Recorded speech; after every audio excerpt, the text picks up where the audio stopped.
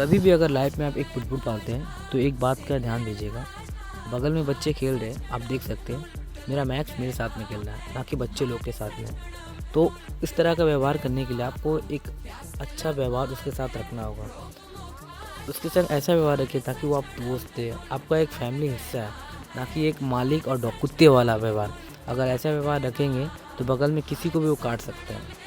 इस तरह का व्यवहार रखने से क्या होता है ना, डॉग आपके साथ एक घुल मिल जाएगा और जितने बच्चे हैं ना उसके साथ वो खेलेगा कूदेगा, ना कि उसे ऐसा लगे कि मुझे ये हानि पहुंचाने की कोशिश